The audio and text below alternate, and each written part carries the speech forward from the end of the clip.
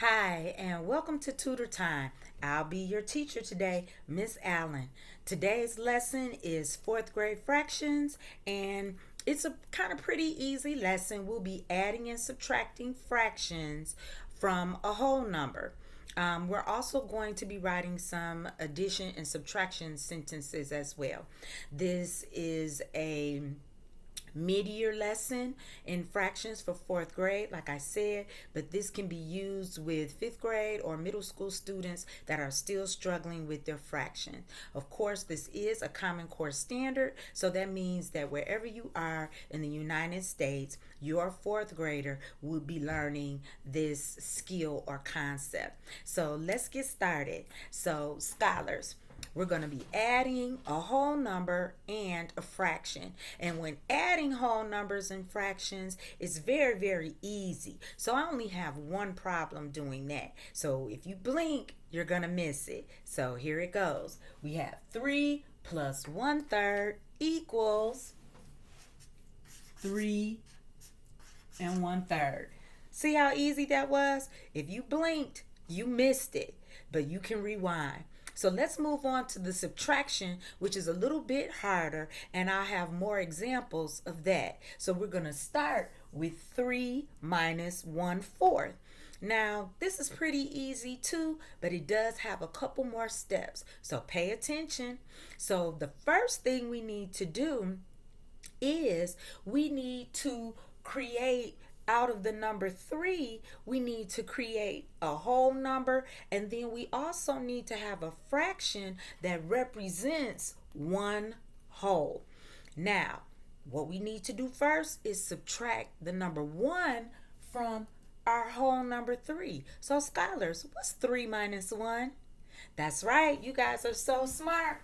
3 minus 1 is 2. So now we need to make a whole number fraction. So remember if you've watched my other videos, remember I said that a whole number fraction, you have the same numerator as the denominator. And so our fraction will give you the clue. So what is our denominator? 4. So what is our numerator going to be? That's right, scholars, 4. So now we have 2 and 4/4. And if we add 2 and 4/4 together, we would end right back up with 3. So now we can subtract 1/4 from 4/4, and that's going to be really easy. So here we go. 4/4 minus 1/4 equals, that's right, scholars, 3/4. And we just bring our whole number right on over here. So 3 minus 1/4 equals 2 and 3/4. Wasn't that easy? Okay, we're going to practice that in just a second. What we're going to do now is we're going to write addition and subtraction sentences using the number 6, 6 and 3/8, and 3/8. Now this is similar to when you're in first and second grade, and the curriculum will call for your scholar to write addition sentences. For example, 1 plus 2 equals 3. 2 plus 1 equals 3. 3 minus 1 equals 2. And 3 minus 2 equals 1. And so we're going to do that same thing, but with a mixed number, a whole number, and a fraction. So let's get started. We're going to do the addition first. So we can either start with 6 or the 3/8. Let's start with the 6. So here we have 6 plus 3/8 equals 6 and 3/8. And I use each of the numbers. And so now all we have to do is reverse the 3/8 and the 6. Let's put the fraction first. We have 3/8 plus 6 equals 6 and 3/8. Very good, scholars. So now let's do subtraction sentences. And when we're doing subtraction sentences, what number should go first, scholars? That's right. The biggest number, or mixed number in this case, should go first. So Let's go. 6 3/8 minus 6 equals 3/8. Very good, scholars. Now, because we're subtracting, the 6 3/8 is going to stay at the front. So it's going to be our first number. And now we're just going to reverse the 3/8 and the 6. So let's go. 6 3/8 minus 3/8 equals 6. Wasn't that simple? We're on a roll, scholars. We're almost done, but now we're going to go back and we're going to practice subtracting those fractions. Now remember, practice makes perfect. So we're going to do 4 more. So let's move our paper up and let's get started. We have the whole number 5 minus 2/3. So remember, what did I say we needed to do first? That's right, scholars. We need to subtract 1 whole from the number 5. And what's 5 minus 1? That's right, scholars, 4. And now we need to create a whole unit fraction that's going to be equal to 1 whole. What gives you the clue? That's right, scholars. You all are so smart. That's right. The denominator gives you your clue. So if the denominator is 3, the numerator has to be 3. And if you add 4 plus 3/3, you'll end right back up with 5. So now we can subtract 2/3 from 3/3. And 3/3 minus 2/3. Remember, if you watched my other video, if the denominators are the same, it stays the same. And we just subtract the numerator. So 3 minus 2 is 1. And now we just move over our whole number. So 4 minus 2/3 is equal to 4 1/3. Let's move on down. And let's move to our next problem. We have 8 minus 6/10.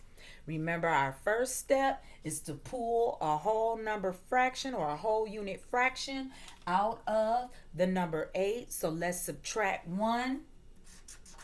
8 minus 1 is, that's right, 7. What would our whole unit fraction be? That's right, scholars, 10/10. What gave you the clue? That's right, the denominator. You guys are so smart. And so now we can subtract 6/10 from 10/10, which will give us what, guys? That's right, 4/10. And then we just move over the number 7. So 8 minus 6/10 is equal to 7 4/10. Let's move on down here to this one. 7 minus 3/9. If we take away 1, we end up with, that's right, scholars, 6. And what gives you the clue for your whole unit fraction? That's right, the denominator. So if your denominator is 9, your numerator is 9. And now we can subtract 3/9 from 9/9, which gives us what? That's right, scholars. I'll move that down just a little bit. 6/9. And again, we just move over the whole unit fraction. I'm sorry, the whole number. And so now 7 minus 3/9 equals 6 6/9. Now let's do this number. Don't be afraid because it's a large number. Don't be afraid. If you're afraid of large numbers, that means you'll be afraid of large amounts of money. And I know you don't want to be afraid of lots of money. That's right. So we can do this. So here we go. 29, and we need to take away 1. So 29 minus 1 equals what, scholars? That's right, 28. And what's going to be our fraction to represent 1 whole? That's right, 12/12. And just so I know, what gave you the clue? The denominator. That's right, scholars. Oh my goodness. I don't even know why I did this tutorial because you guys got it. And so now we can subtract 9 twelfths from 12 twelfths, which will give us 3 twelfths. And what do we do with the number 28? We just move it over. So 29 minus 9 twelfths equals 28 and 3 twelfths. Well, scholars, that's it.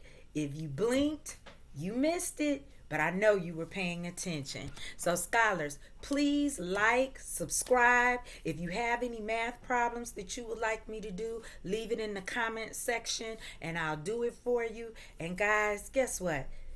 Our tutor time is over. Stay safe and I'll see you next time. Bye.